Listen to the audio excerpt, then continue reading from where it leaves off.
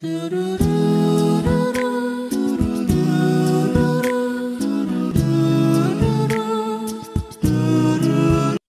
apa yang bisa dikonsumsi? Anak saya 4, batuk semua. Usia 8 tahun, 5 tahun, 3 tahun, dan 7 bulan. Dan sudah cukup lama, lebih dari 3 minggu. Batuknya berdahak, tidak ada demam. Yang anak keempat, usia 7 bulan, 3 minggu yang lalu sempat dirawat dan diagnosa pneumonia. Kondisi sudah baik. Tes Mantoux negatif, cuman masih menyisakan batuk-batuk. Ayahnya memang punya riwayat TBC, sudah 2 kali, terakhir pengobatan sudah 7 tahun yang lalu.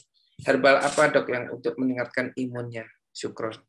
Ya, jadi memang Bu, diagnosis ini penting. Kalau sudah mantuk negatif berarti kemungkinan non-TBC.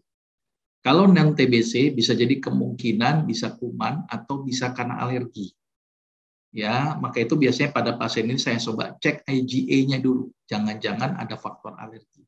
Pneumonia itu adalah peradangan di daerah paru-paru. Bisa karena infeksi, bisa karena alergi.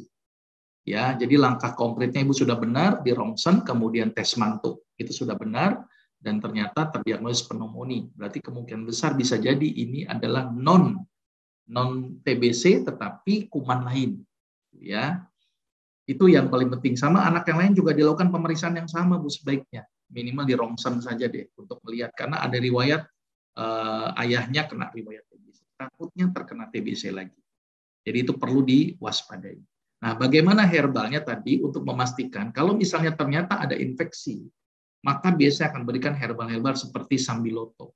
Sambiloto itu memiliki efek anti-infeksi. Kemudian ada herbal-herbal yang meningkatkan respon imun sekaligus memiliki efek bronkodilator, melebarkan paru-parunya. Salah satu dengan menggunakan habatus sauda. Kadang-kadang saya perkuat dengan menggunakan jahe, biasanya seperti itu. Ya, kalau nanti produk jadinya kita ada beberapa produk yang memang kita berikan dalam jangka waktu tertentu. Ya, tapi langkah selanjutnya saya sih menyarankan cek IgA sama cek eosinofil untuk memastikan bahwa ini karena faktor alergi atau karena faktor infeksi. Nanti saya akan checklist, misalnya cek darah rutinnya, saya lihat leukositnya. Kalau leukositnya meningkat berarti karena bakteri.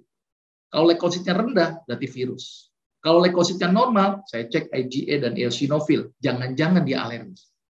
Nah, karena pengobatan alergi sama infeksi berbeda-beda. Kalau misalnya alergi, biasanya saya akan berikan habatus sauda dalam dosis yang tinggi. Ya, habatus sauda dalam dosis yang tinggi untuk kasus alerginya. Sama pola hidup untuk orang-orang yang punya riwayat penyakit. Ya, Bu ya. Tapi minimal yang bisa Ibu lakukan sebelum untuk diagnosisnya yang lebih pasti, rutinkan saja habatus sauda. Insya Allah itu memperbaiki fungsi imun. Allah.